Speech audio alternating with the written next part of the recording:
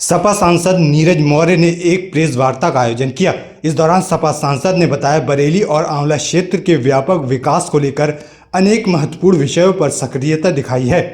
स्वास्थ्य, शिक्षा, खेल, आधारभूत ढांचा, परिवहन और पर्यावरण के क्षेत्र में ठोस पहल की जा रही है। आंवला क्षेत्र में एम्स की स्थापना, 300 बेड का जिला अस्पताल और अन्य सरकारी चिकित्सालयों को उन्नत करने के प्रयास किए गए हैं। सांसद ने बरेली कॉलेज को केंद्रीय विश्वविद्यालय का दर्जा दिलाने की मांग को संसद में मजबूती से उठाया है। इस विषय पर अधिकारियों से चर्चा जारी है। बरेली स्पोर्ट्स स्टेडियम से क्रिकेट ग्राउंड समाप्त किए जाने के बाद नए क्रिकेट स्टेडियम की स्थापना और वर्तमान स्टेडियम में दोबारा क्रिकेट सुविधा बहाल करने की दिशा में प्रयास जारी हैं। आंवला क्षेत्र में भी नए स्पोर्ट्स स्टेडियम की मांग की गई है। स्थानीय प्रतिभाशाली खिलाड़ियों को प्रोत्साहित करने की योजना पर कार्य हो रहा है। सपा सांसद नीरज मौर्य ने बताया कि फरीदपुर टोल नियमों के विरुद्ध लगाया गया है। इस संबंध में केंद्रीय मंत्री नितिन गडकरी से भेंट कर टोल हटाने की मांग की गई, जिस पर सहमति भी बनी है। उन्होंने जनहित में इसे प्राथमिकता पर हटवाने का भरोसा दिलाया। बरेली में बड़े इंफ्रास्ट्रक्चर उद्योग स्थापित करने के प्रयास किए जा रहे हैं।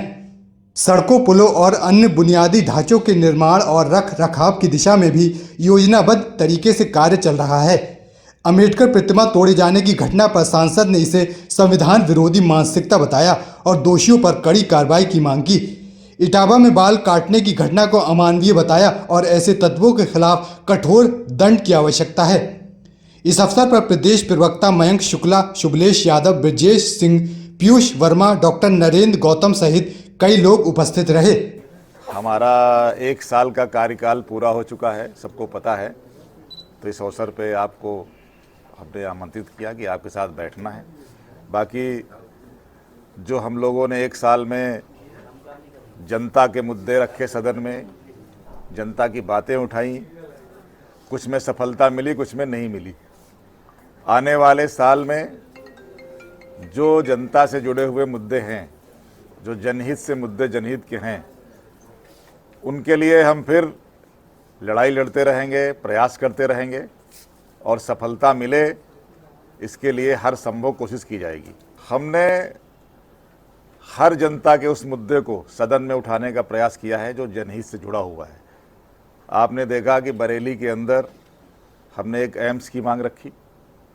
हमने बरेली में समाजवादी पार्टी की सरकार में 300 बेड का एक अस्पताल बना था, वहाँ मैं स्वयं भी गया था। उस अस्पताल को कैसे ठीक किया जाए, इसके लिए भी हमने प्रयास किया। और मैंने जो बरेली में या पूरे देश के अंदर जो प्राइवेट हॉस्पिटल हैं, उन अस्पतालों में बहुत सारे ऐसे कमज़ोर लोग जब वहाँ इलाज के लिए जाते हैं, कभी कभी पैसे के अभाव में उनके परिजनों की अगर मृत्यु होती है तो कभी उनको डेड बॉडी देने में भी वो लोग परेशान करते हैं। मैंने इस मुद्दे को प्रमुखता से उठाया। आपने देखा होगा कि यहाँ के कुछ लोगों ने हमारी जो सदन की बात थी उसका यहाँ विरोध भी किया, लेकिन सदन में मुद्दा उठाने का परिणाम ये आया कि उत्तर प्रदेश सरकार को प्राइवेट अस्पतालों के कार्यों को देखने के लिए एक कमेटी बनानी पड़ी और वो कमेटी पूरे प्रदेश के अंदर बनी। अभी हाल ही में एक यहाँ पे हॉस्पिटल था, हमारे फरीदपुर के कुछ साथी वहाँ पे गए थे किसी को देखने, जिनके परिजन वहाँ एडमिट थे। दुखद ये हुआ कि उनका वहाँ पे देहांत हो गया। शाम को उस अस्पताल का जो बिल था वो बताया गया कि 35 या 40 हज़ार, और जब सुबह उनको वो डेड बॉडी लेने गए तो उसका अमाउंट बढ़ा दिया गया।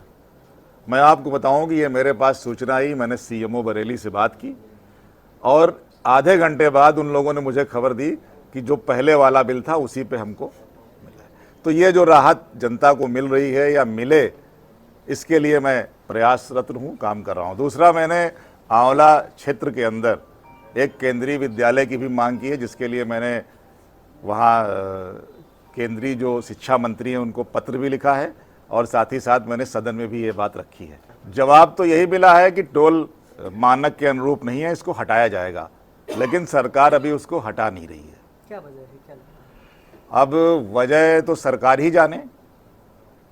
जब मंत्री जी सदन के अंदर कह चुके हैं, हमसे पर्सनली कह चुके हैं, और 60 किलोमीटर का मानक है जो हम लोग बरेली से फतेहगंज पश्चिमी के के लिए जाते हैं, जो वहाँ टोल है और इस टोल के बीच की दूरी 60 किलोमीटर से कम है। दिशा की बैठक में शाहजहां यहाँ बरेली में जो NHI का अधिकारी आया था, उसने भी ये स्वीकार किया कि 60 किलोमीटर से कम में बना है, लेकिन ये नहीं हटा रहे हैं। तो मुझे लग रहा है सरकार की हठधर्मिता है। ये सरकार को लग रहा होगा कि ये विपक्ष के सांसद हैं, इसलिए इनकी बात को ना सुना जाए। मानवता को शर्मसार करने वाली घटना है। आज के इस युग में जहां मीडिया कदम कदम पे है, हर हाथ में लोगों के मोबाइल है, सोशल मीडिया है, अगर कोई आदमी कहीं से भी लगता है कि कुछ गलत है तो उनको कानून के दायरे में शिकायत करनी चाहिए, ना कि किसी के मुंडन करा दो, उसकी नाक रगड़ा दो। ये मुझे लग रहा है सामंतवाद की तरफ ले जाने वाला ये कार्य उन्होंने किया है, घृणित कार्य किया है, और इसमें तो लोगों को जरूर सजा मिलनी चाहिए।